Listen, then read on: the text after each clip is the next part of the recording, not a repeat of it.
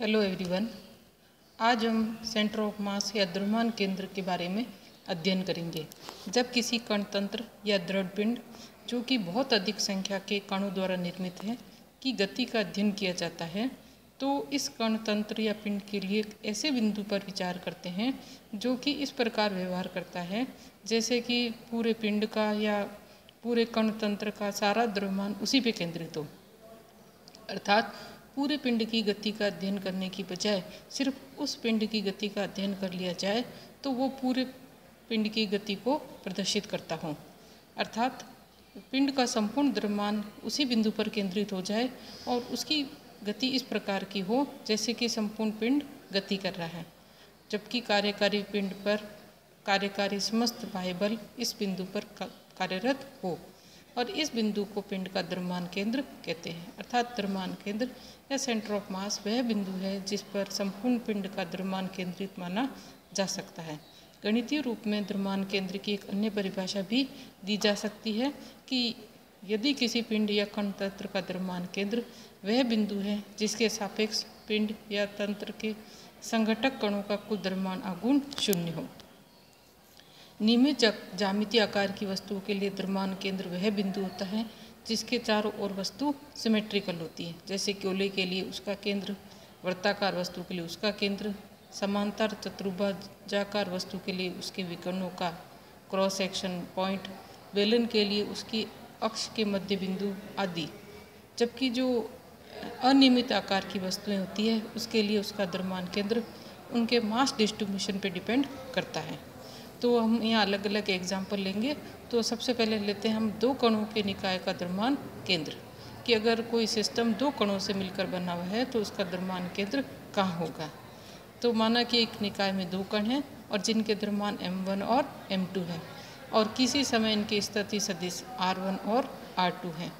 यदि द्रव्यमान केंद्र का स्थिति सदिश को हम RCM ले लें तो द्रव्यमान केंद्र की परिभाषा है कि द्रव्यमान केंद्र जो है वो बिंदु होता है जिसके सापेक्ष उसके जो कण हैं उनका द्रव्यमान आघूर्ण शून्य हो। तो m1 RC1 plus m2 RC2 is equal to 0। और यहाँ पे जो है m1 RC1 जो है इस डायग्राम से अगर हम देखें तो ये होगा R1 minus RCM plus m2 R2 minus RCM। और अगर हम इसको R1 और R2 के लिए अलग अलग कर लें तो RCM is equal to M1 R1 plus M2 R2 upon M1 plus M2। ये स्थिति हमें इस डायग्राम से ज़्यादा अच्छी तरह से क्लियर हो सकती है कि जो पहला कण है M1 उसका मूल बिंदु से स्थिति सदिश R1, दूसरे का R2 और द्रव्यमान केंद्र का RCM। So RCM is equal to M1 R1 plus M2 R2 upon M1 plus M2। ध्यान रहे कि ये जो द्विकण वाला जो द्रव्यमान केंद्र है, जो तंत्र है, उसका द्रव्यमान केंद्र उन दोनों कणों को मिलाने वाली लाइन के ऊपर होगा।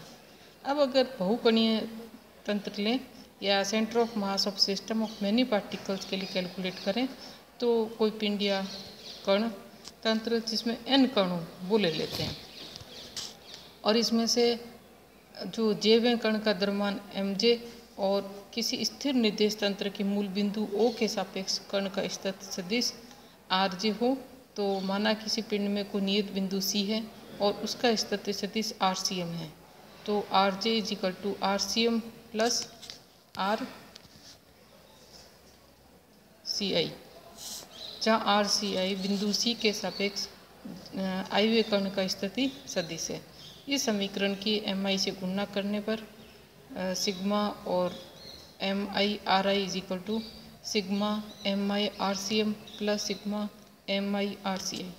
और C एक ऐसा बिंदु है जहाँ पे इसका सभी कणों के सापेक्ष द्रव्यमान आघूर्ण शून्य हो तो sigma MI/RC is equal to 0।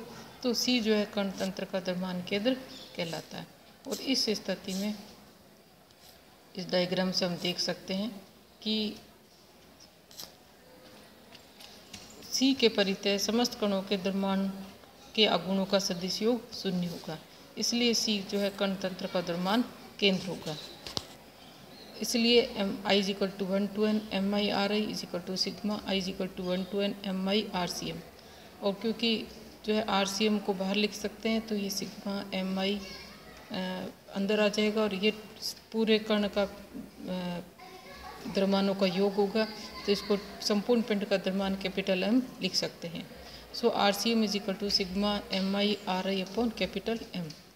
ये जो इक्वेशन है इसकी सहायता से कण तंत्र के द्रव्यमान केंद्र की स्थिति का निर्धारण किया जा सकता है।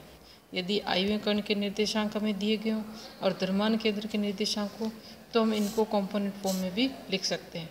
द्रव्यमान केंद्र के जो घटक हैं वो XCM को जो द्रव्यमान केंद्र का X कोऑर्डिनेट, Y कोऑर्डिनेट और Z कोऑर्डिनेट्स, इन इक्वेशनों से हम ज्ञात कर सकते हैं। एक रिजिड बॉडी में बहुत अधिक संख्या में कण होते हैं जो लगभग कंटिन्यूस रूप से वितरित होते हैं, इसलिए इस पोजीशन में जो द्रव्यमान केंद्र है, ऊपर जो इक्वेशन है उनसे ज्ञात करना अत्यंत कठिन कार्य होता है। ऐसी स्थिति में पिंड को बहुत ही छोटे छोटे द्रव्यमान अल्पांशों निर्मित माना जा सकता है, और जब ये अल्पांश अति अल्प हो जाएँ, बहुत छोटे हो जाएँ, तो जो समेशन है उसको इंटीग्रेशन के द्वारा प्रतिस्थापित किया जा सकता है। इसलिए RCM is equal to 1/m integration of RDM, और इसी तरीके से इसके घटकों के रूप में इसको लिखा जा सकता है। तो इस प्रकार हम देखते हैं कि यदि किसी आयतन अल्पांश dV जो कि स्थिति R पर है उस पर वस्तु के पदार्थ का घनत्व ρ हो, तो dm is equal to ρdV, और इस कारण द्रव्यमान केंद्र स्थिति सदिश को निम्न प्रकार से लिखा जा सकता है RCM is equal to 1/m integration of ρ RdV, और इसी तरह से उसके घटकों के रूप में भी लिख सकते हैं।